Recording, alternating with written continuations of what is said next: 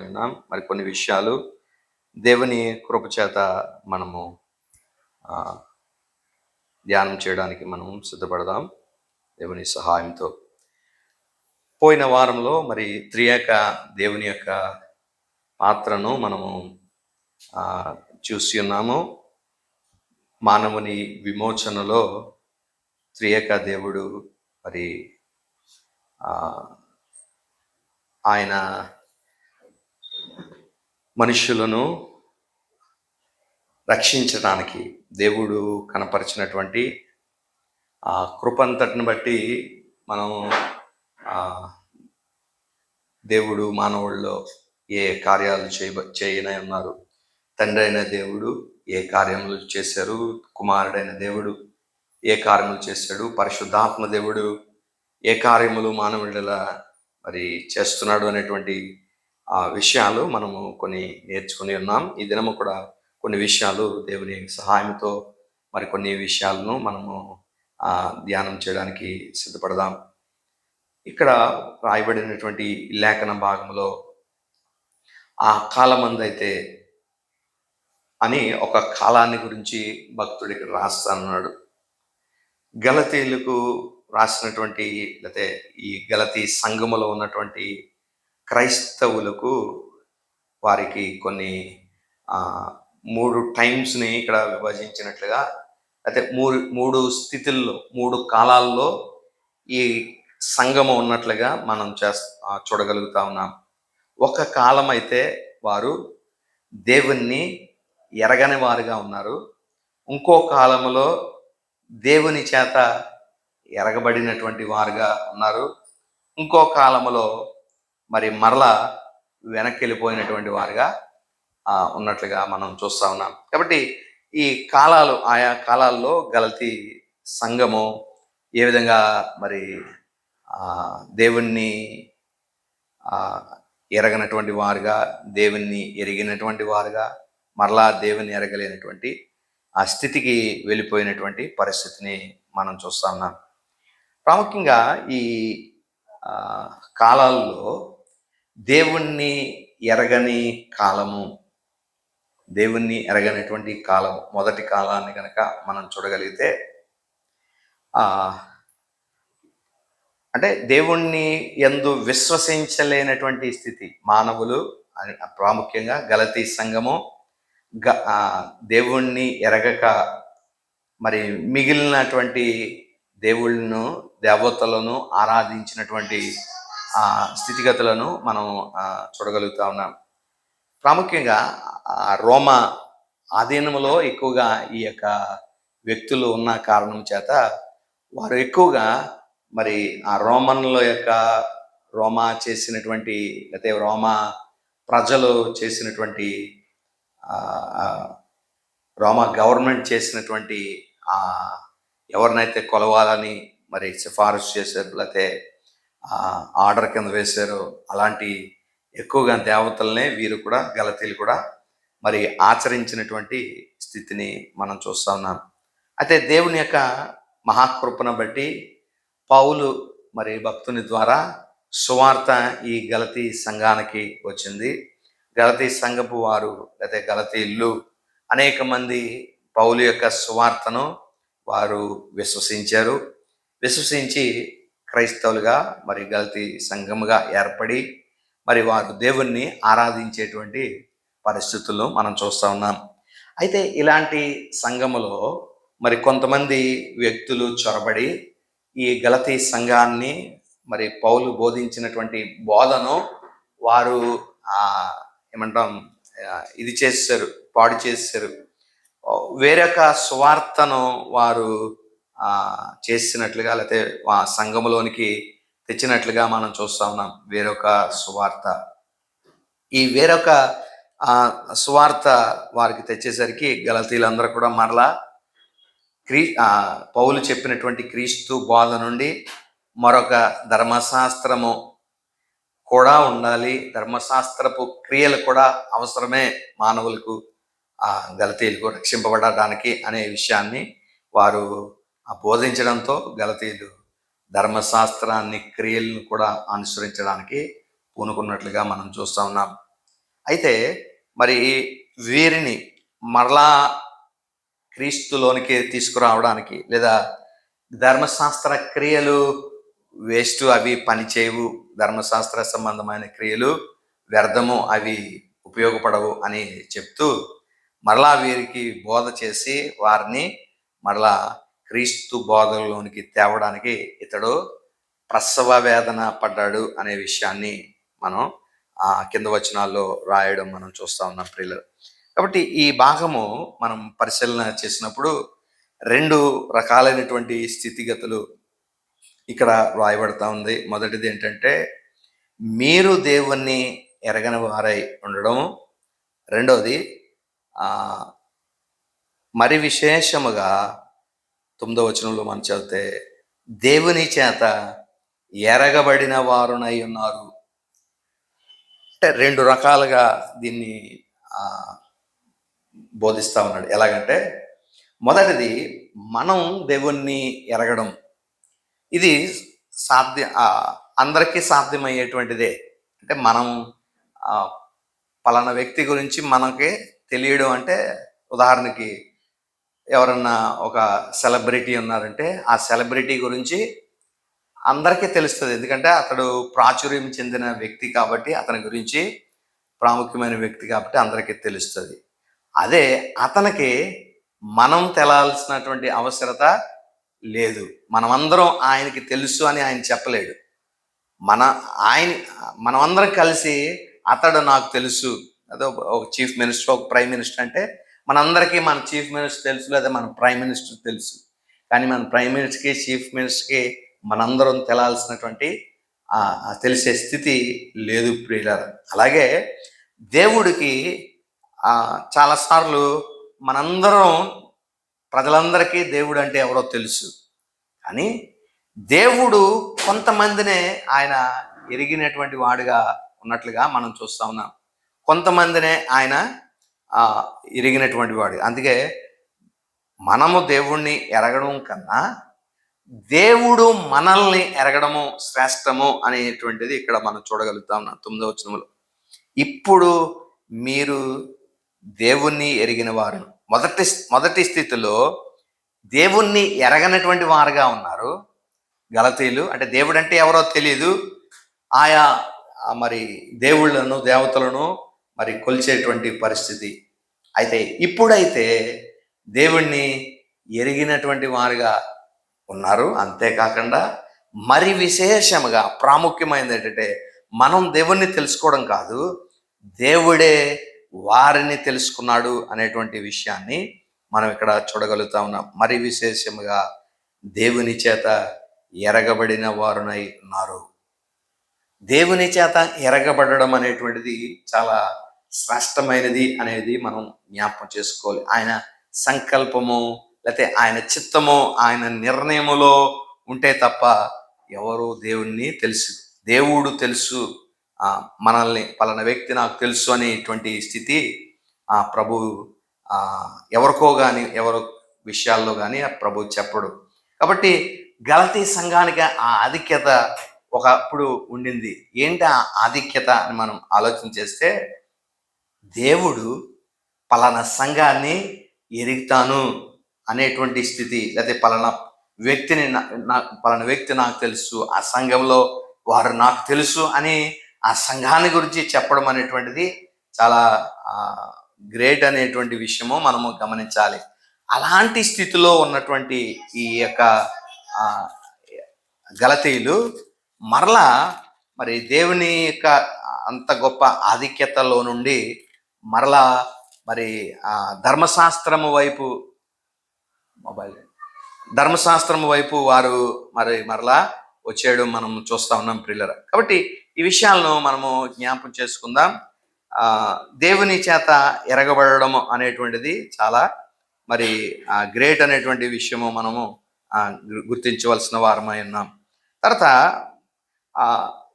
యోహాను సువార్తలో కూడా మనం చూస్తే, దేవుడు తన కార్యములను మరి వారి జీవితాల్లో మరి చేసాడు. కానీ మరి ఆయనను వెంబడించినటువంటి వారు అనేక మంది ఉన్నప్పటికీ కొందరికి మాత్రమే ఆయన తన్ను తాను మరి అప్పగించుకున్నట్లుగా ఈ విషయాలు మనం చూస్తూ ఉన్నాం.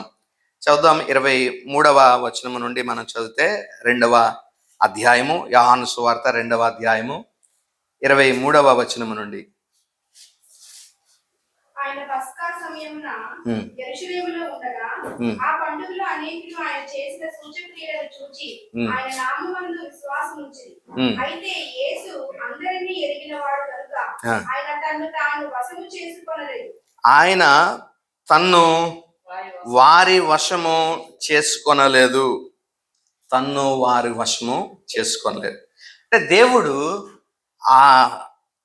ఎవరైతే తన్ను వెంబడిస్తారో అందరికీ ఆయన సొంతమయ్యేటువంటి వాడు కాదు అనే విషయాలు మనం జ్ఞాపకం చేసుకోవాలి. ఎందుకంటే వెంబడించేటువంటి వారందరూ కూడా దేవుణ్ణి కరెక్ట్ మోటివ్తో, సరైన ఉద్దేశముతో దేవుణ్ణి వారు అనుసరిస్తారు అనేటువంటి దాఖలము లేదు ప్రియులరా. కాబట్టి అందరూ కూడా అనుసరించేటువంటి వారందరూ కూడా దేవుడు వారిని ఎరిగి ఉంటాడు అనే మనం చెప్పుకోవడానికి లేదు.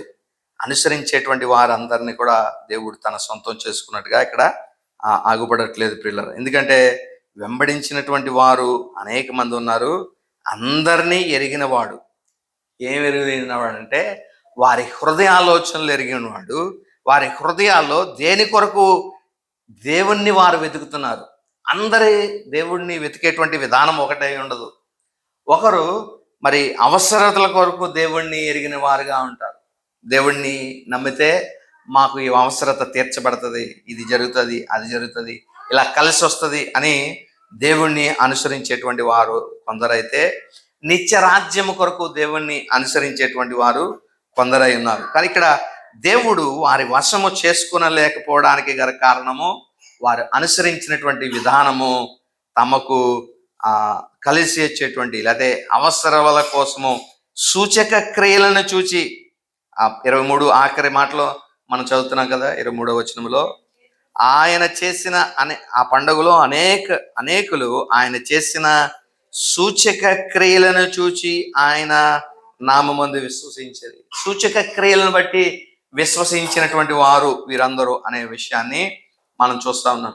కాబట్టి సూచక క్రియలను బట్టి నా దగ్గరికి వచ్చేటువంటి వారు కాదు, నాకు అలాంటి వారు నాకు అవసరం లేదు అన్నట్లుగా ప్రభు ఇక్కడ ఏం చేస్తున్నాడంటే తన్ను తాను వారి వశాన్ని చేసుకోలేదు. ఎవరైతే నిజంగా దేవుణ్ణి ప్రేమించినటువంటి వారుగా ఉన్నారో అలాంటి వారినే దేవుడు కోరుకున్నాడు. వారి వశమే దేవుడు తన్ను చేసుకున్నాడు అనేటువంటి విషయము మనం చూస్తూ ఉన్నాం ప్రియులరా. కాబట్టి ఈ అన్యమత దశ లేకపోతే దేవుణ్ణి ఎరగనటువంటి దశ అనేటువంటిది వారు బాహ్యంగా ప్రభు అంటే తెలిసి ఉండొచ్చు, లేకపోతే ఆ ప్రభు గురించి విని ఉండొచ్చు. కానీ అంతగా వారు దేవుణ్ణి యందు విశ్వాసించలేనటువంటి స్థితి కానీ, లేదా అన్య దేవతలను ఆచరించినటువంటి స్థితి కానీ అయి ఉండొచ్చు ప్రియులరా. అయితే ఇక్కడ 2వ అధ్యాయము ఎఫెసీయులకు రాయబడిన పత్రిక 2వ అధ్యాయము 3వ వచనాన్ని మనం చదివినప్పుడు 2వ అధ్యాయం 3వ వచనము,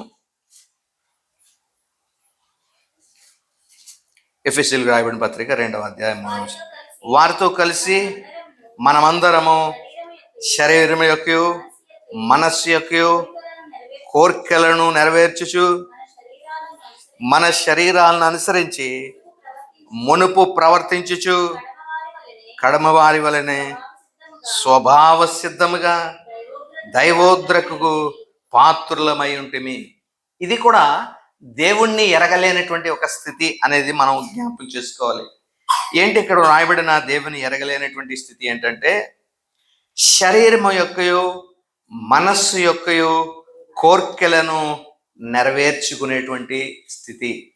తమ శరీరాలను అనుసరించి నడవడం, తమ కోరికలను ఇష్టానుసారంగా తీర్చుకునేటువంటి స్థితి ఏదైతే ఉందో ఆ స్థితిని మనం ఏమని పిలచంటే దేవుణ్ణి ఎరగనేటువంటి స్థితి అనేది మనం జ్ఞాపకం చేసుకోవాలి. తర్వాత ఇంకొక విషయాన్ని మనం ఆలోచన చేద్దాం. కింద మనం చదివినప్పుడు మన శరీరాశలను అనుసరించి ప్రవర్తించు మునుపు ప్రవర్తించు వచ్చాం. శరీరాశలను అనుసరించి అని ఇక్కడ రాయబడుతుంది. అంటే శరీరానికి నచ్చినటువంటి దానికి ఆశలకు నెరవేర్చడానికి మరి పూనుకున్నటువంటి పరిస్థితులు అనేటువంటిది మనం చూస్తున్నాం. ఈ స్థితి అంతయు కూడా ఎలాంటిది దేవుని దృష్టిలో ఇది అంటే, ఇలాంటి స్థితిగతులను ప్రకారం నడుచుకునేటువంటి వారు స్వభావ సిద్ధంగా దైవోగ్రతకు పాత్రులై ఉన్నారు. ఇలాంటి వారందరూ దైవోగ్రతకు పాత్రులై ఉన్నారు. ఎలాంటి వారు? శరీరం యొక్కయు మనస్సు యొక్కయు కోరికలను అనుసరించి నడుచుకునేవారు, తర్వాత శరీరాశలను అనుసరించి వాటిని ప్రవర్తించినటువంటి వారు. ఇలాంటి వారు దైవోగ్రతకు పాత్రులై ఉన్నారు. గలతీలు కూడా ఇలాంటి వారే. మొదట స్థితిలో దేవుణ్ణి ఎరగనిటువంటి వారుగా ఉన్నారు అనే ఈ ఏదైతే మనం చదివామో ఆ స్థితి ఎలాంటిదంటే, దేవునికి దూరంగా దేవుని యొక్క నామమందు విశ్వసించినటువంటి వారుగా తమ శరీరాశలను శరీర కోరికలను నెరవేర్చుకునేటువంటి స్థితిగతులు అనే మనం ఆలోచించవలసిన వారమైన ఇలాంటి స్థితిగతుల్లో ఉన్నటువంటి వీరిని దేవుడు తన కృప చేత మరి దేవుళ్ళి కింద వచనంలో 8వ వచనంలో కూడా మనం చదివితే, ఆ కాలం అందైతే మీరు దేవుణ్ణి ఎరగని వారై నిజమునకు దేవుణ్ణి కాని వారికి దాసులయ్యండి. ఈ స్థితి మొదటి స్థితి ఏంటంటే, దేవుణ్ణి ఎరగని స్థితి. అంటే దేవుణ్ణి కాని వారికి వారు ఏం చేశారంటే దాసులుగా ఉన్నారు. దేవుణ్ణి ఎరగని వారు దేవునికి దాసులై ఉన్నారు. వారి దేవుడు ఎవరో తెలియనటువంటి స్థితి అన్నమాట. అక్కడ రాయబడుతుంది దేవుళ్ళు కాని వారికి. కాబట్టి ఈ సృష్టిని ఆరాధించేటువంటి వారుగా మరి ఉన్నటువంటి ఈ గలతీయులు అనేటువంటి విషయాన్ని మనం చూస్తూ ఉన్నాం. రెండవది, ఆ దశ నుండి స్వార్థ వీరికి అందిన తర్వాత మరి క్రీస్తును అనుసరించారు, క్రీస్తును మరి వీరు నమ్ముకున్నట్లుగా మనం చూస్తున్నాం. ఆ కాలంలో గలతీయులు పూజించినటువంటి ప్రాముఖ్యమైనటువంటి దేవతలను మనం చూస్తే Mercury, Apollo, Mars, Jupiter, Minerva అనేటువంటి ఈ దేవతలను ఎక్కువగా వారు ఆచరించేటువంటి వారు. కైసర్ ప్రతిపాదించినటువంటి ఈ యొక్క దేవతలను రోమా సామ్రాజ్యము వారు పూజించినటువంటి ఈ దేవతలనే గలతీయులు కూడా ఎక్కువగా ఆరాధించినటువంటి స్థితిగతులను మనం చూస్తూ ఉన్నాం చరిత్ర చదివినప్పుడు.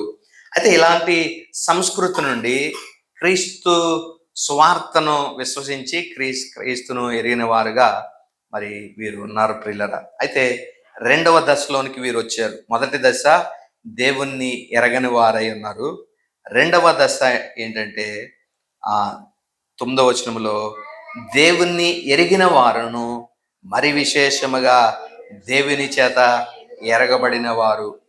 మొదటి భాగాన్ని మనం చూస్తే దేవుణ్ణి ఎరగడం అంటే ఆయన మరి అన్యులుగా ఉన్నటువంటి స్థితి నుండి ఈయన మనల్ని రక్షించగలిగినటువంటి వాడు అని మరి దేవుణ్ణి వారు నమ్మగలిగినటువంటి స్థితిగా మనం చూస్తా ఉన్నాం. వాస్తవానికి ఈ రెండిట్లో ఏది ముందు జరుగుతుంది అనేది మనం ఆలోచన చేయగలిగితే, మనం దేవుణ్ణి తెలుసుకోవడం ఫస్టా లేకపోతే దేవుడు మనల్ని తెలుసుకోవడం ఫస్టా అని ఆలోచన చేస్తే దేవుడే మనల్ని తెలుసుకోవడం ఫస్ట్. ఎందుకంటే పాపి అయిన వ్యక్తి ఎప్పుడు కూడా దేవుణ్ణి తెలుసుకోవడానికి ఎలాంటి సాహసము లేకపోతే ఎలాంటి కార్యము చేయడు. తన పాపములోనే జీవిస్తూ ఉంటాడు. ఉదాహరణకి ఆదాము అవ్వలను కనుక మనం చూస్తే, వారు పాపం చేసిన తర్వాత అయ్యో మేము పాపం చేసాం, దేవా నువ్వు చెప్పినటువంటి ఆజ్ఞను మేము అతిక్రమించాం, పొరపాటు జరిగిపోయిందని వీరు డైరెక్ట్గా దేవుని దగ్గరికి ఏమైనా వెళ్ళగలిగారా? లేదు. వీళ్ళు దాక్కున్నారు. అలా వీళ్ళు ఉన్నారు, మామూలు తమకు తాముగా ఉన్నారు. దేవుడు రావడం చూసి అడుగుల శబ్దానికి దేవుడు వస్తున్నాడని గ్రహించి ఆ తుప్పుల్లో ఆ పొదల్లో వాళ్ళు దాక్కున్నట్లుగా మనం చూస్తా ఉన్నాం. కాబట్టి ఎవరు మనుషుల్ని వెతుక్కుంటా వచ్చారంటే దేవుడే. ఆదామా నీవెక్కడున్నావు, ఎక్కడ దాకున్నావు అని ఆదాముని నెతుక్కుంటూ అవ్వని నెతుక్కుంటూ దేవుడే వారి యొద్దకు వచ్చాడు. కాబట్టి మానవుడు దేవుణ్ణి ఎరగడం కంటే మొట్టమొదటిగా దేవుడే మానవుల్ని ఎరగడము అనేటువంటిది మొదట సంభవించేది అనేది మనం గ్రహించాలి ప్రియులారా. మొదటి యోహాను పత్రికలో మనం ఈ విషయాన్ని చదవగలిగితే, యోహాను రాసినటువంటి మొదటి పత్రిక 4వ అధ్యాయము 19వ వచనము.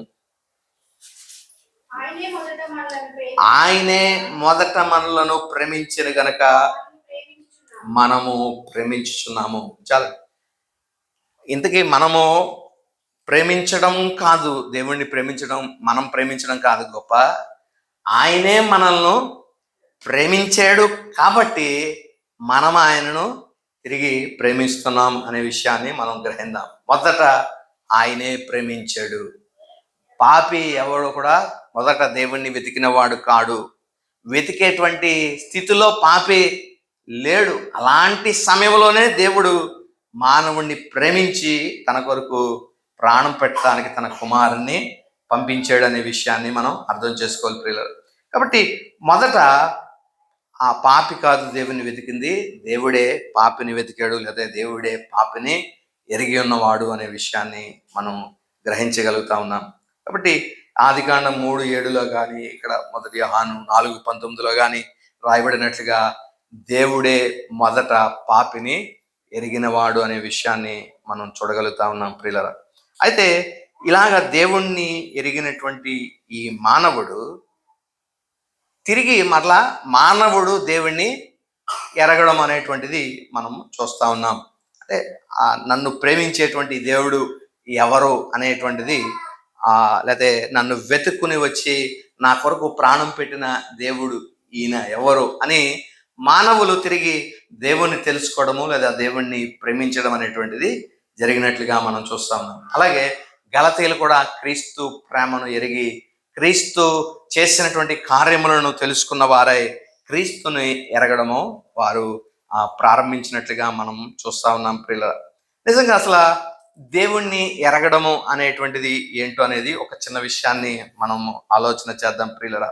ఉదాహరణకి ఈ విధంగా రాయబడుతుంది ఆదికాండములో మనం చూసినప్పుడు 4వ అధ్యాయంలో ఒక మాట మొదటి వచనములో మనం చదివితే, ఆదికాండము 4వ అధ్యాయము మొదటి వచనాన్ని, ఆదాము తన భార్య అయిన హవ్వను కూడినప్పుడు ఆమె గర్భవతి అయి కయీనును కని యెహోవా దయ వలన ఆమె ఒక నేను మనుషుని చూడండి. ఇక్కడ రాయబడినటువంటి ఈ మాట మొట్టమొదటిసారిగా ఒక మానవునికి జన్మనిచ్చేటువంటి క్రమములో అవ్వ ఈ మాట చెప్పడం మనం చూస్తా ఉన్నాం. ఆ సందర్భం ఇక్కడ రాయబడుతుంది ఏంటంటే, ఆదాము తన భార్య అయిన అవ్వను కూడినప్పుడు అనే మాట ఇక్కడ రాయబడుతుంది. వాస్తవానికి ట్రాన్స్లేషన్లో, ఇంగ్లీష్ ట్రాన్స్లేషన్లో ప్రాముఖ్యంగా కింగ్ జేమ్స్ని కనుక మనం పరిశీలన చేస్తే ఆడమ్ న్యూ హిజ్ వైఫ్ అనేటువంటి మాట ఉంటుంది. KNEW న్యూ అనేటువంటి మాట రాయబడుతుంది. అంటే దాని అర్థం ఏంటంటే ఎరిగినప్పుడు అనేటువంటి అర్థం వస్తుంది. కానీ అర్థమైతే ఆదాము అవ్వని కూడినప్పుడు ఇదే అర్థము. కానీ అదే రూట్ వర్డ్ని మనం చూసినప్పుడు ఆదాము అవ్వను ఎరగడం అంటే ఇక్కడ ఆ ఉద్దేశము లేకపోతే ఆ యొక్క అర్థం ఏమని వస్తుందంటే అన్యోన్యమైన సహవాసము అనేటువంటిది ఆ మాట అర్థం వస్తుంది ఇక్కడ తెలియడం. KNEW ఇదే ఇంకొక సందర్భంలో కూడా మనం చూస్తాం. గాబ్రియల్ దూత మరియమ్మ దగ్గరికి వచ్చి మరియమ్మతో ఈ మాట చెప్తుంది ఏంటంటే, నీవు ఒక శిశువుకి జన్మనిస్తావు, అతడు యేసు అని పేరు పెట్టబడతాడు, ఆయన పాపుల రక్షకుడిగా మానవుల పాపములన్నిటికీ వరకు పరిహారం కొరకు ఆయన యేసు అనేటువంటి పేరుకు అర్థము అని ఆ రక్షకుడు అనే మాట చెప్పిన తర్వాత మరియమ్మ చెప్పేటటువంటి రెస్పాన్స్ ఏంటంటే, నేను పురుషుని ఎరగని దానినే అనేటువంటి మాట.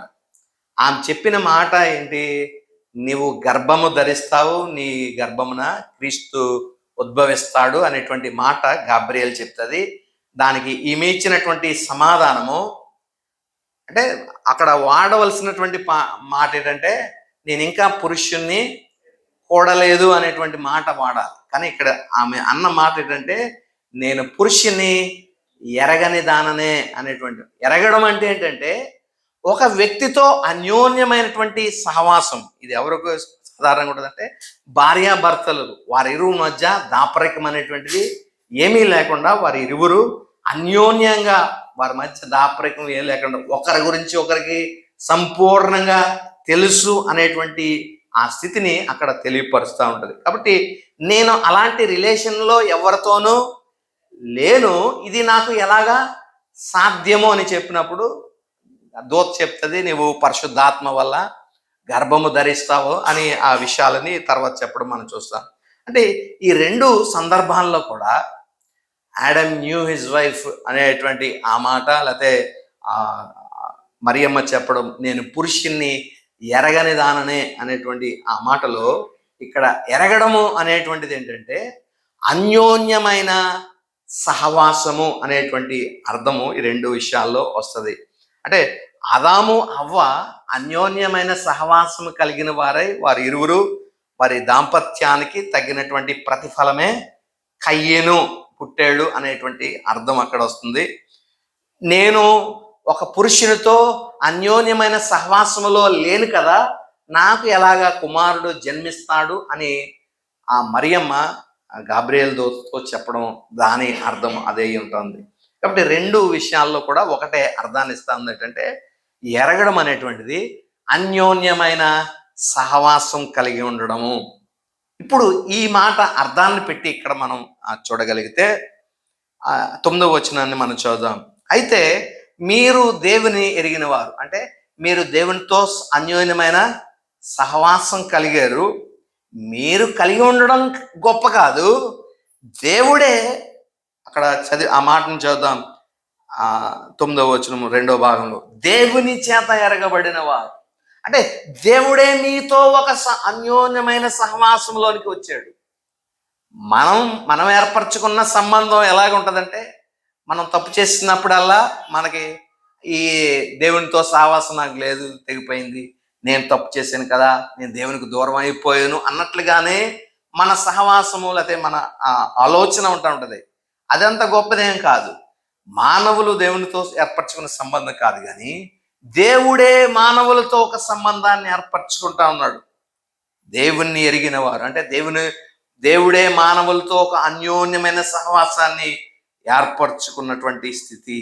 అలాంటి స్థితికి గలతీలు ఉన్నారు అనేటువంటి విషయాన్ని ఇక్కడ మనం చదువుతా ఉన్నాం. మరీ విశేషముగా దేవుని చేత ఎరగబడినటువంటి వారు అనేటువంటి మాట మనం చదువుతా ఉన్నాం. కాబట్టి ఈ రెండు మాటల్లో మనం ఆలోచన చేస్తే మొదట అన్యులుగా లేకపోతే దేవుణ్ణి ఎరగనటువంటి వారుగా దైవోగ్రతకు పాత్రులైనటువంటి స్థితి మొదటి స్థితిలో ఉన్నట్టుగా మనం చూస్తా ఉన్నాం. రెండవ దశ క్రైస్తవ దశ, అంటే క్రీస్తును ఎరిగినటువంటి దశలో ఈ గలతీలు ఉన్నారు.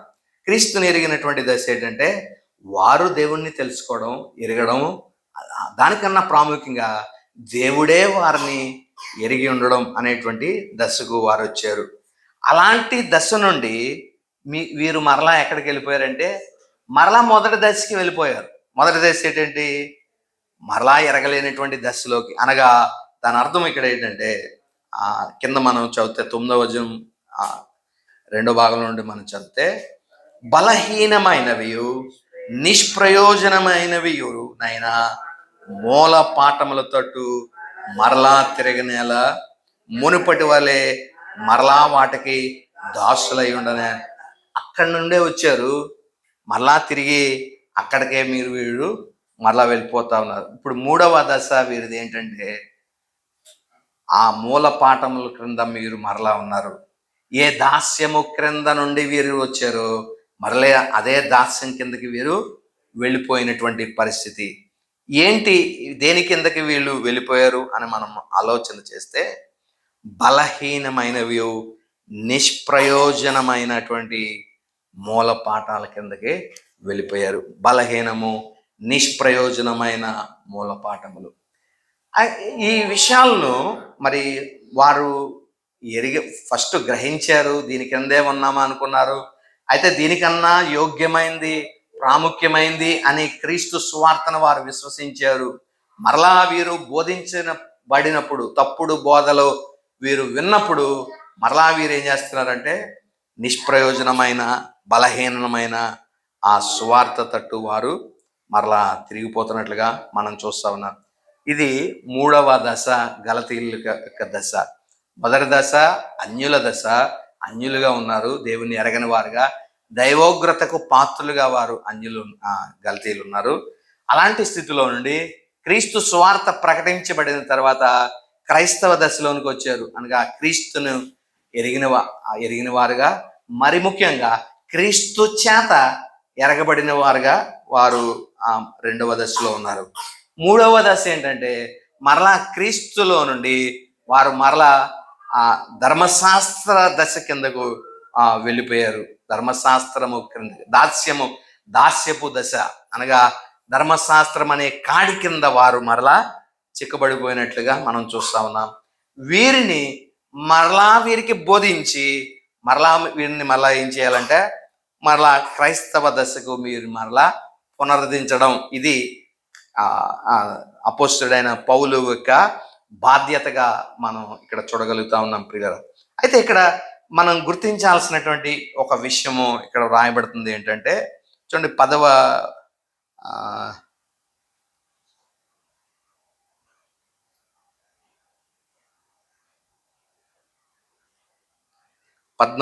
వచనం మనం చదివితే,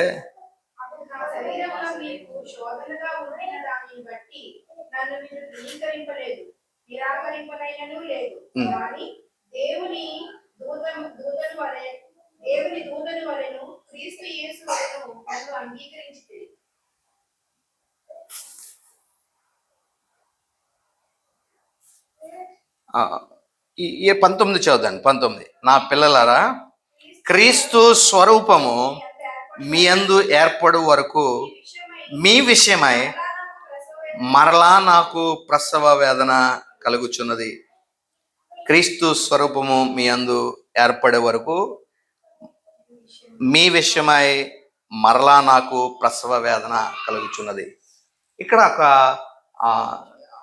థియాలజీ పరంగా, లేదా వేదాంత పరంగా చాలామంది ఇక్కడ తప్పు చేస్తారు. ఏంటంటే, నేను ఇది వరకు కూడా ఇలాగే ఆలోచన చేశాను. ఏంటి ఈ వాక్యాన్ని ఎలాగ అర్థం చేసుకున్నానంటే, ఒకసారి అన్యుడైనటువంటి వ్యక్తికి స్వార్థ ప్రకటించడాన్ని పౌలు ఎలాగా ఊహించాడు అనుకున్నాడు అంటే, ప్రసవ వేదన అంటే ఒక వ్యక్తి క్రీస్తులోనికి రావడానికి అతడు ఏం పడ్డాడంటే ప్రసవ వేదన పడ్డాడు.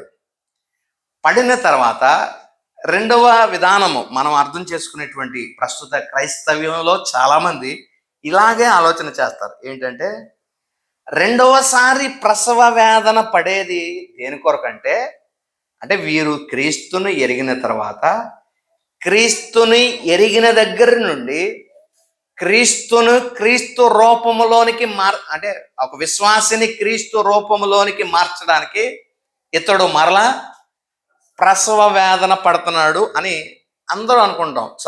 ఒక 95% పైనే ఇదే రాగా ఆలోచన చేస్తాం. జాగ్రత్తగా ఆలోచన చేద్దాం.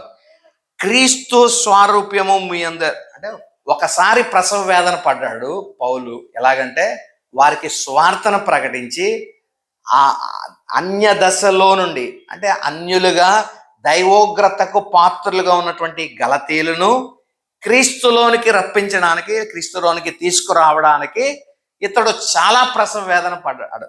అది మొదటి దశ. ఇతను పడిన ప్రసవ వేదన మొదటి దశ. రెండవ దశను మనం ఏమని అనుకుంటామంటే, ఇక్కడ విశ్వసించినటువంటి క్రైస్తవుణ్ణి క్రీస్తు రూపం ఏర్పడేంత వరకు, అదే కదా ఇక్కడ రాయబడుతుంది, క్రీస్తు స్వారూప్యము మీ అందు ఏర్పడు వరకు మీ విషయమై మరలా ప్రసవ వేదన. ఇతడు రెండోసారి ప్రసవ వేదన పడుతున్నాడు అంట. దేని కొరకంటే, ఈ విశ్వసించిన వారిని మరలా క్రీస్తు రూపము వచ్చే వరకు ప్రసవ వేదన కలుగుతుంది అన్నట్లుగా ఇది మనకు అనిపిస్తుంది. కానీ వాస్తవానికి మన ఒక విశ్వాసిని క్రీస్తు రూపము ఏర్పడే వరకు కూడా ఇతడు ప్రసవ వేదన పడి వాళ్ళని క్రీస్తు రూపములో మార్చడానికి ఇతడు ప్రయత్నిస్తున్నాడు అనేది కాదు ఇక్కడ వాస్తవానికి అర్థం. ఏంటి ఇక్కడ కాంటెక్స్ట్ యొక్క అర్థం ఏంటంటే, వీళ్ళు ఏ స్థితిలో ఉన్నారు? మనం ఇప్పుడు దశలో మనం మాట్లాడుకున్నాం. గలతీయులు క్రైస్తవుల యొక్క దశను మనం మాట్లాడుకున్నప్పుడు మొదట ఏ దశలో ఉండేవారు? క్రీస్తును ఎరగని దశలో వారు ఉండేవారు, అన్య దశలో ఉండేవారు, దైవోగ్రతకు పాత్రలుగా ఉన్నటువంటి వారుగా ఉన్నారు. అయితే దేవుని కృపను బట్టి క్రీస్తు సువార్త వారికి పౌలు ద్వారా ప్రకటింపబడినప్పుడు క్రీస్తు సువార్తను వీరు నమ్మారు. నమ్మి ఇప్పుడు 3వ దశలో వీరు ఎలా ఉన్నారు? మరలా ధర్మశాస్త్రానికి దాస్యము క్రింద అనే ధర్మశాస్త్రం అనే దాస్యము క్రింద వీరు ఉన్నారు 3వ దశలో. అయితే ఈ 3వ దశ అనేటువంటిది ధర్మశాస్త్రపు దాస్యము నుండి మరలా వీరిని ఎక్కడ తీసుకెళ్ళాలి?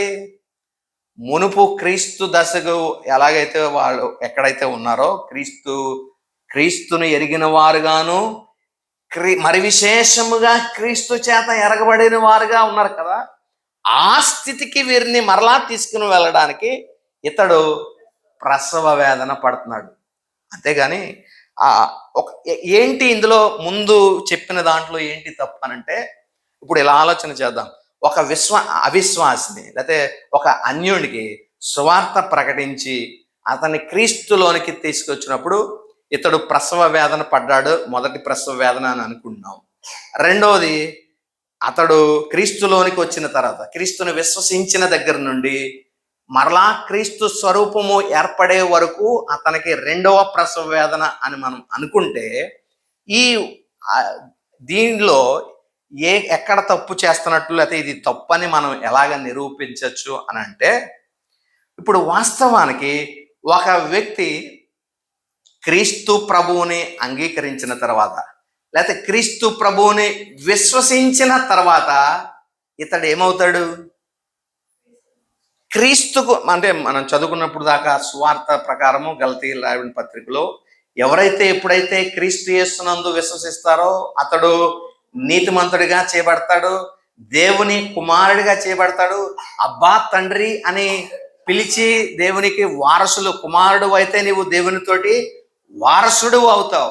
ఇంకా వారసుడై కుమారుడు అయినప్పుడు ఇంకా మరలా అతన్ని క్రీస్తు రూపం ఏర్పరచడానికి ఇంకా చేసే పని ఏముంది?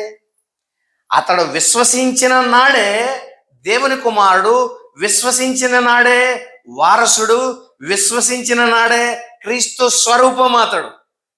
అతన్ని మరలా ఇంకా మార్చి ఇంకా చెక్కి ఇంకా క్రీస్తు వలె మార్చడం అనేటువంటిది అది తప్పుడు బోధ అనమాట. కాబట్టి ఒక వ్యక్తి విశ్వసించిన నాడే, ఒక వ్యక్తి క్రీస్తును ఎరిగిన నాడే అతడు దేవునితో ఒక రిలేషన్షిప్లో ఉన్నాడు. దేవుడే అతనితో ఒక ప్రత్యేకమైన సంబంధాన్ని కలిగి ఉన్నాడు. ఇంకా వ్యక్తికి ఏమంటాం, క్రైస్తవ బోధ ఎక్కడ తప్పుదోవ పట్టేసిందంటే, అంటే మనం ఎదిగే కొద్దీ క్రీస్తు వలె మారుతూ ఉంటాం, మనం ఎదిగే కొద్దీ పరిశుద్ధులంగా మార్చబడతా ఉంటాం, ఎదిగే కొద్దీ మనం శాంక్టిఫై చేయబడుతూ దేవునికి దగ్గరగా వెళ్తాం.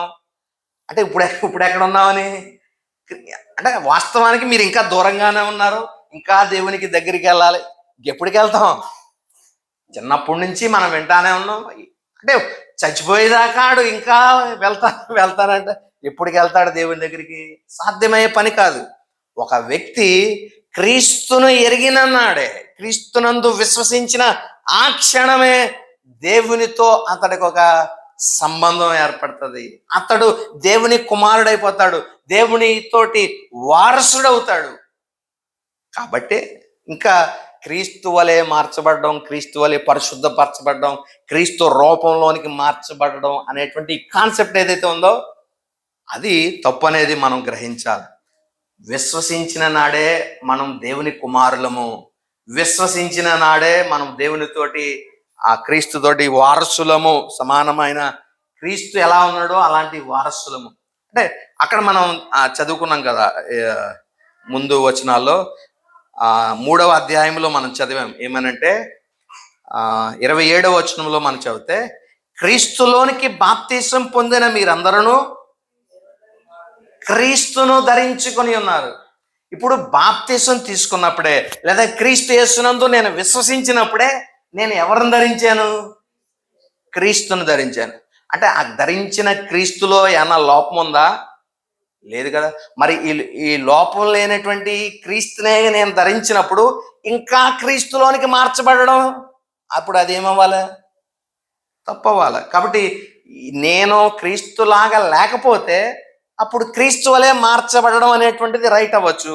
బాప్తీసం తీసుకున్నప్పుడే నేను క్రీస్తును ధరించుకున్నప్పుడు, ఇప్పుడు నేను క్రీస్తును ధరించుకున్నా, నేను క్రీస్తులాగే ఉంటాను కాబట్టి ఇంకా మరలా నేను క్రీస్తులాగా మారు అంటే, క్రీస్తులాగా ఇంకా ఇంకా ఇంకా మారు అంటే దానిలో అర్థమే లేదు. కాబట్టి ఇతడు ప్రసవ వేదన పడుతుంది. ఎందుకంటే క్రీస్తు రూపం రావడం అంటే ఇక్కడ దాని ఉద్దేశం ఏంటంటే, క్రీస్తును మొదట కలిగి ఉన్నావు, ఇంకా కలిగి ఉండు, అప్పుడు ఇంకా నీలో బొమ్మ స్పష్టంగా క్రీస్తు గుణాలు నీలో కనబడతాయి. ఇప్పుడు సరిగ్గా కనబడట్లేదని కాదు దాని ఉద్దేశం.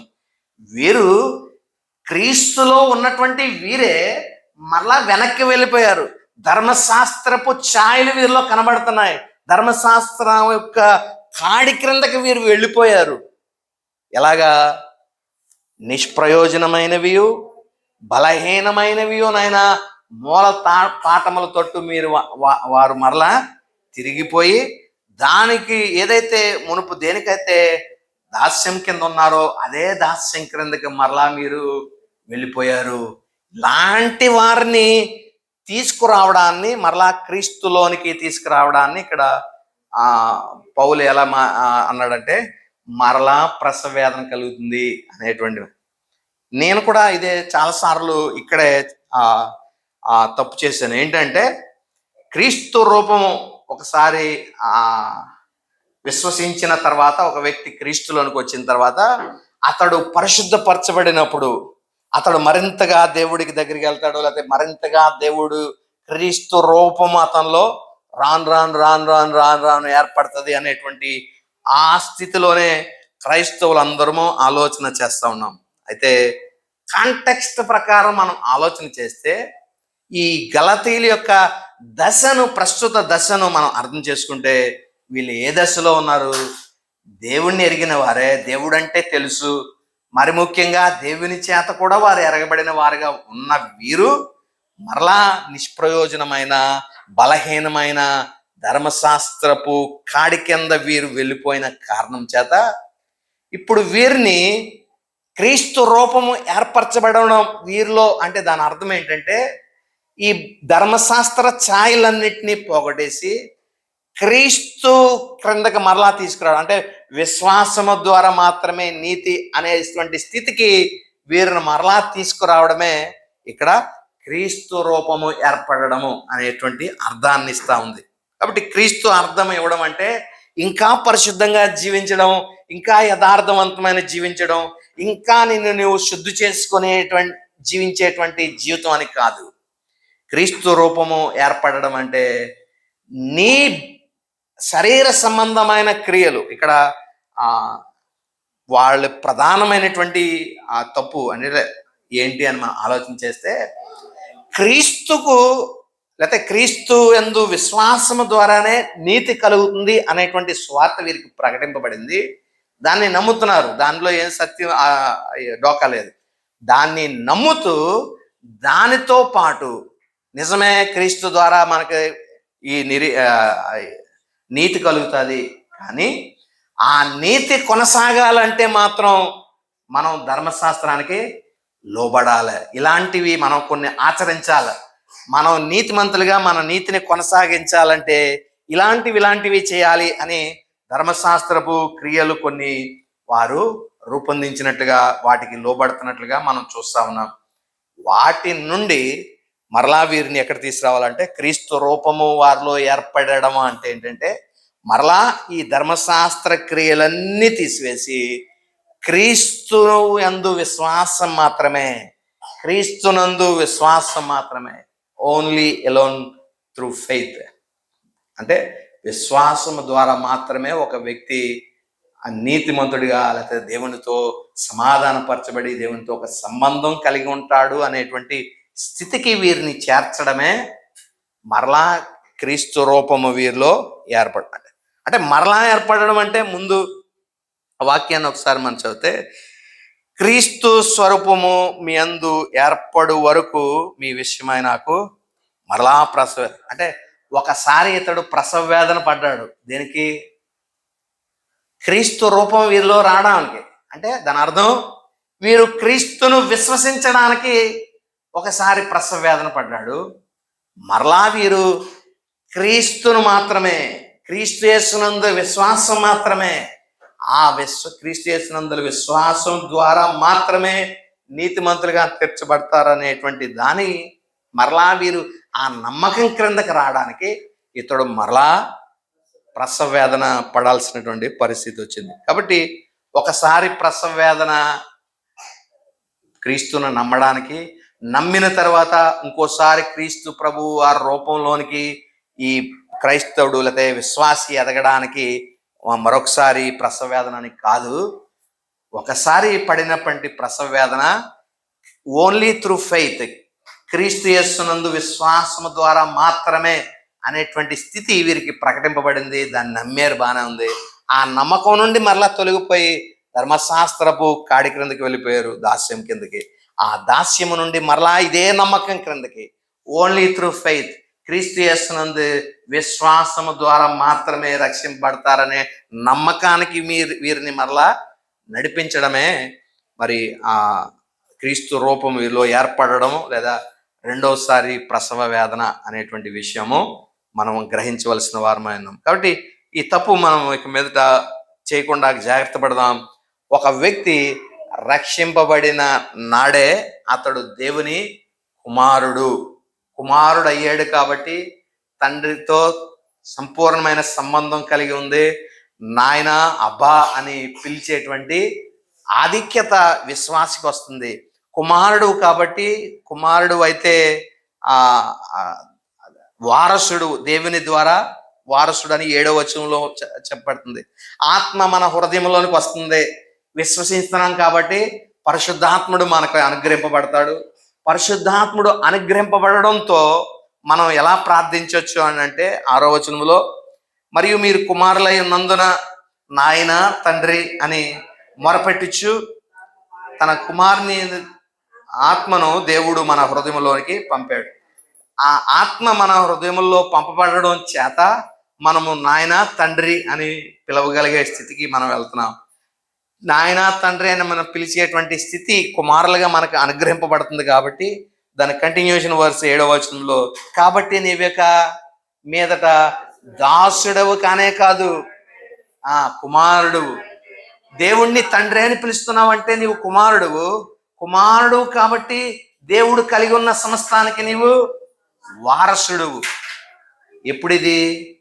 ఒక వ్యక్తి క్రీస్తును విశ్వసించినప్పుడే వారసుడైపోతా ఉన్నాడు. దేవుడు కలిగి ఉన్నదాని అంటే నిత్య జీవానికి ఇతడు వారసుడు, దేవుని రాజ్యానికి ఇతడు వారసుడు.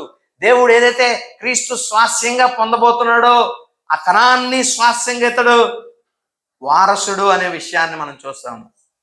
వారసుడైతే ఇప్పుడు కాకపోతే రేపు పొద్దున్న కుమారుడిగా ఉన్నాడు. కాబట్టి అతడు కలిగి ఉన్నదా, తండ్రి కలిగి ఉన్నదా అని అంతట్లో హక్కుదారుడిగా ఉంటాడు, వారసుడిగా ఉంటాడు.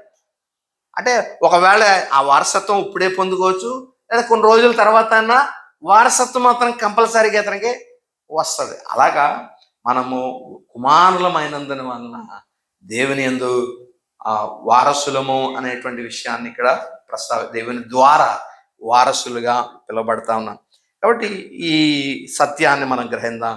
గలతీయుల యొక్క స్థితి గనక మనకు అర్థం కాకుండా ఓన్లీ ఇదే వాక్యాన్ని మనం కాంటెక్స్ట్కి బయట నుండి తీసి చదివామనుకోండి, ఈ 19వ వచనము, క్రీస్తు స్వరూపము మీ అందు ఏర్పడే వరకు నాకు మరలా ప్రసవ వేదన కలుగుతుందంటే, ముందు వాళ్ళని రక్షించడానికి ప్రసవ వేదన కలిగాడు, ఇప్పుడు వాళ్ళని క్రీస్తులోనికి మార్చడానికి ఇంకొకసారి ప్రసవ వేదన పడుతున్నాడు అని తప్పుడుగా మనం ఆలోచన చేసేటువంటి అవకాశం ఉంది. ఎప్పుడంటే వాక్యాన్ని మనం కాంటెక్స్ట్లో నుండి బయటికి తీసుకు చదివితే ఇలాంటి అర్థం వస్తుంది. అందుకనే ఎక్కువ మరి మనం బుక్స్ చదవడం అంటే ప్రసంగాలు చెప్పడం చాలా సులువండి. ఇప్పుడు ఇందులోంచి ఏవో రకం నచ్చినవి ప్రకారం ఇక్కడ ఒక మాట అక్కడ ఒక మాట తీసుకుని యోసేపు అంగి లాంటిది కుట్టమంటే, యోసేపు అంగి తెలుసు కదా, రంగురంగుల అంగి. చిన్నప్పుడు ఆ సండే స్కూల్లో యోసేపు అంగి వేయమంటే మనకు నచ్చిన కలర్స్ అన్నీ దాంట్ల మీద అంగి మీద వేసేవాళ్ళు. అలాగా నచ్చిన దాని నుండి బైబిల్ ఇచ్చి ప్రసంగం చేయమంటే మనకు నచ్చినట్లు అక్కడొకటి తెచ్చి ఒక్కొక్కటి రంగులు తెచ్చి ఒక అంగీ కుట్టించినట్లుగా ఒక్కొక్కటి తెచ్చి ఒకటి అంగీ బాగా ప్రసంగం తయారు చేసేచ్చు. కానీ అది వాస్తవంగా కాంటెక్స్ట్ నుండి మనం ఎప్పుడైతే బయటకు తెస్తున్నామో దాని అర్థాన్ని అది కోల్పోతుంది. వాక్యం కాంటెక్స్ట్లో నుండి మనం ఆ వాక్యాన్ని బోధించడం యొక్క ప్రాముఖ్యత ఈ వాక్యాన్ని బట్టి మనం అర్థం చేసుకోవచ్చు. కాంటెక్స్ట్లో నుండి తీసేస్తే క్రీస్తు స్వరూపము ఏర్పడే వరకు ఇతడు మరలా ప్రసవ వేదన పడుతున్నాడంటే రక్షింపబడిన దగ్గర నుండి విశ్వాస ఇంకా మెరుగుపరచబడి ఒకనొక స్టేజ్కి అతడు క్రీస్తు రూపం అప్పుడు ఎప్పుడో ఏర్పడుతుంది అనే స్థితికి వెళ్తాడు. అలాంటి ఆలోచన కలుగుతుంది. కానీ ఆలోచన తప్పు. క్రీస్తు రూపము ఏర్పడడం అనేటువంటిది క్రీస్తు స్వార్థ అనగా క్రీస్తునందు విశ్వాసము ద్వారా మాత్రమే నీతి, సమాధానము, పరిశుద్ధత ఇవన్నీ చెప్తున్నటువంటి స్థితిలో నుండి ఆ పరిశుద్ధతను కొనసాగించడానికి, ఆ నీతిని కొనసాగించడానికి ఈ ధర్మశాస్త్రాన్ని అనుసరించాలని ధర్మశాస్త్రము క్రిందకి వాటి ఆచారాలు నిష్ప్రయోజనము బలహీనమైన వాటి ఆచారాల క్రిందకి వెళ్ళినటువంటి వీరిని మరలా ఈ ఆచారాలు ఏమి ఉపయోగపడవు, ఈ ఆచారాలు పనికిరావు, ఇవి వ్యర్థమైనవి, ఇవి నిష్ప్రయోజనమైనవి, ఇవి మనకి ఏ విధంగా మన నీతిని స్థాపించడానికి ఏం పనికిరావని దానిటన్నిటిని కొట్టివేసి మరలా ఓన్లీ త్రూ ఫెయిత్ క్రీస్తు యేసునందు విశ్వాసము ద్వారా మాత్రమే ఒక వ్యక్తికి విమోచన లేకపోతే ఆ దేవునితో సంబంధము, నీతి, పరిశుద్ధత అనేటువంటి ఈ కాన్సెప్ట్కి ఈ గలతీయులను తీసుకురావడమే క్రీస్తు స్వరూపము వారి యందు ఏర్పరచబడము అనే విషయాన్ని మనం గ్రహించగలుగుతాం. కాబట్టి కాంటెక్స్ట్ నుండి బయటకు తీయకుండా కాంటెక్స్ట్లో నుండే మనం ఆలోచన చేస్తే గలతీయుల దశను మనము, అందుకనే ఈ కంటిన్యూటీ గనక మిస్ అయితే, ఏ కంటిన్యూటీ? గలతీయులు ఉన్న దశ, మొదటి దశ అన్య దశ, క్రీస్తుని ఎరగని వారుగా దైవోగ్రతకు పాత్రలుగా ఉన్నారు. రెండవ దశలో క్రీస్తుని ఎరిగిన దశ, క్రీస్తును వారు ఎరిగారు, మరి ముఖ్యంగా దేవుని చేత వీరు ఎరగబడిన వారుగాను ఉన్నారు. మూడవది మరలా వెనక్కి వెళ్ళిపోయారు, మరలా ఆ ధర్మశాస్త్ర దాస్యపు దశ అనేటువంటిది, అలాగే నిష్ప్రయోజనం బలహీనమైనటువంటి ఆ ఆజ్ఞలు క్రిందకు మరలా వెళ్ళిపోవడం చేత వారిని మరలా రెండవ దశకు తీసుకురావడానికి ఇతడు ప్రసవ వేదన పడ్డాడు. ఆ రెండవ దశను తీసుకురావడమే ఇతడు మరలా ఈ క్రీస్తు స్వరూపము యందు ఏర్పరచబడడం. రెండవ దశ అంటే ఇంకొక సింపుల్గా చెప్పాలంటే దేవుణ్ణి వీరు ఎరగడము, దేవుని చేత వీరు ఎరగబడము అనేటువంటి విషయాన్ని, అంటే దేవుని చేత అన్యోన్యమైన సహవాసం కలిగి ఉండడం. ఎప్పుడు అన్యోన్యమైన సహవాసం వీరు కలిగి ఉంటారు? విశ్వాసం ద్వారా మాత్రమే, క్రియల ద్వారా లేదా ధర్మశాస్త్రాన్ని అనుసరించడం ద్వారా ఈ సంబంధం మెరుగుపడదు, కానీ క్రీస్తు యేసునందు విశ్వాసము ద్వారా మాత్రమే. కాబట్టి బైబిల్లో ఎక్కడ ఏమి బోధించినా ఒకటి మాత్రం ఈ బైబిల్ ఆది నుండి చూడండి, ఒక మాలను మనం కనుక కుడితే ఒకటే దారము అన్ని ఆ పువ్వులన్నిటిని కూడా ఒకటే అలా ముడివేసుకుంటూ వస్తుంది. ఆ ఒకటే దారము అన్ని పువ్వుల్ని ఎలా ముడేస్తుందో బైబిల్లో ఉన్న గ్రంథాలన్నిటినీ ముడేసేటువంటిది ఒకటే విశ్వాసము ద్వారా మాత్రమే ఒక మనిషికి రక్షణ కలుగుతుందని ఆది కాండము నుండి ప్రకటన గ్రంథం వరకు ప్రకటింపబడుతుంది. అయితే దీనిని మరి మనం అర్థం చేసుకోకుండా మరి క్రియలని, లేకపోతే మన స్వనీతని, ధర్మశాస్త్ర ఆజ్ఞలని ఏవేవో దీనికి కలిపి మనం ఎంత ప్రయాసపడినా మనం దేవునితో ఉన్న సంబంధం మెరుగుపరచబడదు అనేది మనం జ్ఞాపకం చేసుకోవాలి. మన ఒక్కసారి ఏర్పడిన సంబంధం అంటే మనం ఎలా ఆలోచన చేస్తామంటే, ఇప్పుడు ఒక బంధం ఏర్పడింది, ఆ బంధాన్ని మనం దృఢపరచుకోవాలి, ఆ బంధం తెగిపోకుండా ఉండాలంటే మనం ఏదైనా చేయాలి, దాన్ని మనం కాపాడుకోవాలి అనేటువంటి స్థితి ఏమీ లేదు. ఒకసారి ఏర్పడితే అది నిత్యం మనం విశ్వసించిన కాలం అంతా అది అలాగే ఉంటుంది. అది మనం తప్పు చేసినంత వల్ల తెగిపోదు, మనం యథార్థంగా రైట్గా ఉన్నంత మాత్రాన అది మరింత దృఢపడేటువంటిదిగా ఉంది. ఆ సంబంధాన్ని మనం మెరుగుపరచలేము, క్షీణింపచేయలేము. అలాంటి సంబంధం దేవుడు మనతో ఏర్పరుస్తూ ఉన్నాడు. అది విశ్వాసం ద్వారా మాత్రమే కలుగుతుంది అనేది మనం గమనించాలి. కాబట్టి ఈ వాక్య భాగాన్ని బట్టి మరొకసారి మన విశ్వాసం ద్వారా మాత్రమే మన దేవునితో ఉన్న బంధము ఏర్పడుతుంది అనేది మనం గుర్తించవలసిన వారమైన. అలా క్రీస్తు యేసునందు దేవుని యందు పరిశుద్ధాత్మ త్రియేక దేవుని యందు మనం విశ్వసించడానికి ప్రభు తన కృపను సహాయం అందరికీ అనుగ్రహించిన గాక. చిన్న ప్రార్థన చేసుకుందాం. కృపయో కనికరం గల మా ప్రియ పరలోక తండ్రి, మీ ఉన్నతమైన శ్రేష్టమైన అత్యున్నతమైన నామమునకు కృతజ్ఞతాస్తుతులు చెల్లిస్తున్నాం. గడిచిన మరి దినములన్నింటిలో మీ కృపను తొడుగుంచి ఈ దినము మీ సన్నిధిలో ఈ రీతిగా వాక్యాన్ని ధ్యానం చేయడానికి కృపను అనుగ్రహించారు. నిజమేనయా, మా యందు క్రీస్తు రూపము ఏర్పడాలి.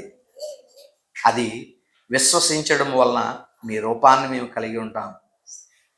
ఎప్పుడైతే మేము మరి విశ్వసించి మరి బాప్తిస్మము తీసుకునడం ద్వారా క్రీస్తును ధరించుచున్నామనే ఆ లేఖన భాగమును బట్టి క్రీస్తును ధరించిన వారంగా, క్రీస్తును పోలి ఉన్నాము, క్రీస్తును మేము కలిగి ఉన్నామనేటువంటి రీతిలో మేము ఆలోచన కలిగిన వారమై మీతో అన్యోన్య సహవాసము కలిగిన వారమైనటువంటి దాన్ని మేము పెంపొందించలేము, దాన్ని మేము క్షీణించలేము, ఆ బంధాన్ని అనేది గ్రహించి విశ్వాసము ద్వారా మాత్రమే మేము నీతిమంతులుగా పరిశుద్ధులుగా మేము తీర్చిబడతామనేటువంటి సత్యాన్ని మేము గ్రహించిన వారమై విశ్వాసమందు మాత్రమే మేము స్థిరులుగా ఉండడానికి సహాయం దయచేయండి.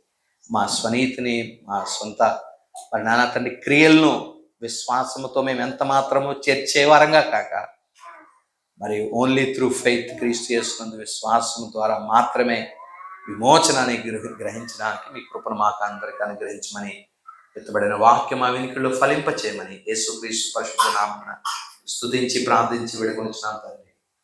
ఆమేన్.